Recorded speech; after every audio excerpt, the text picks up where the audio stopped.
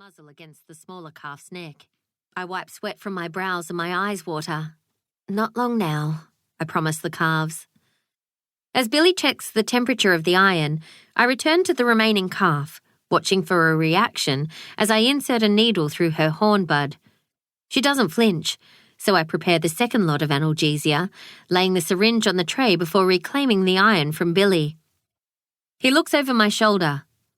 "Doc Sinclair's here." "Do you know why?"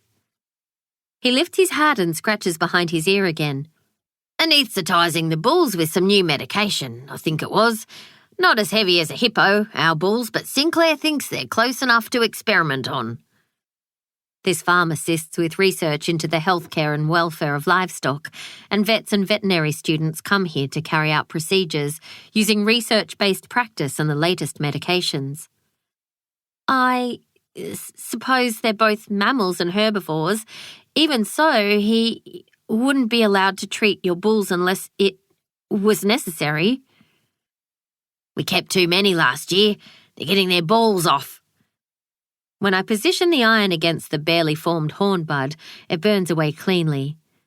"They'll need anaesthesia, but I wish he'd waited till tomorrow." "Why's that then?" Billy asks. 2 reasons.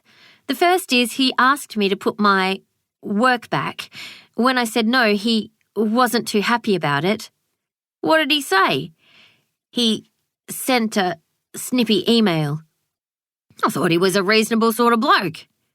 "You've met him?" "A couple of times. He's a veterinary big shot, isn't he? Tom thinks a lot of him." "There aren't many large animal specialist anaesthetists around." "He wanted to do his work before yours? Sounds like jumping the queue." Billy blinks rapidly. "Did I forward the message he sent me? Maybe that had something in it." The pain medications Billy takes make him forgetful, but pointing out yet another lapse of memory will cause him to feel even worse about it. There's no point worrying about it now. Tom crosses the yards to greet Sinclair and the men shake hands. Blake Sinclair is tall, broad-shouldered, athletic, and a cobra shadows his face. "Talking of worrying, what's getting at you?" Billy says. "What's got you back to your stuttering?" I smile. "You were never one to hold back." "When you came out here the first time, you never said a word. We thought you were mute." "You did my talking for me, didn't you, Billy? I would never have got through uni if not for you." "It's unpredictable, I get that, but it's worse when you're tied up in knots." "I'm tired, and now Sinclair is here. I'm a little uptight. 2 boxes ticked." "Remember that stuck-up professor from Melbourne?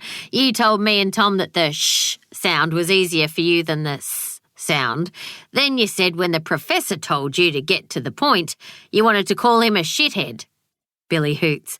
"Oh, me and Tom, we laughed till we cried."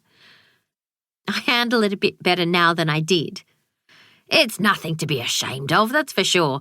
So don't you go cutting out words or talking like one of them AI robots." "I haven't hidden my stuttering in years, but—" Another shrug.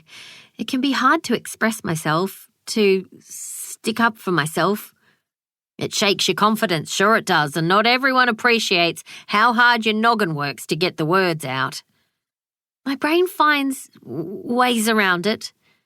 "If anybody gives you a hard time round here, you know you've got friends." Under his deeply tanned skin, Billy is worryingly pale, but he smiles as he takes back the iron and supports his dodgy hip. "Being a big shot doesn't mean Doc Sinclair can ride roughshod over you." I write in my notebook, updating the records. "Thanks for your support." "I've heard the doc will be working at the Open Plains Zoo. He's a long way from home, that's for sure." "The zoo will be happy to get someone of his calibre." "You're always good with your little ones, Prim. Careful like." Billy holds out the iron and gestures to the calf. "You do what you can to make things easier. Reckon that makes you a specialist too." I don't write for scientific journals or give lectures on anaesthetic techniques and pain management. And you don't have to when you've got away with the stock. You've done hundreds of procedures in the past 2 weeks. It's taken longer than it could have, but not a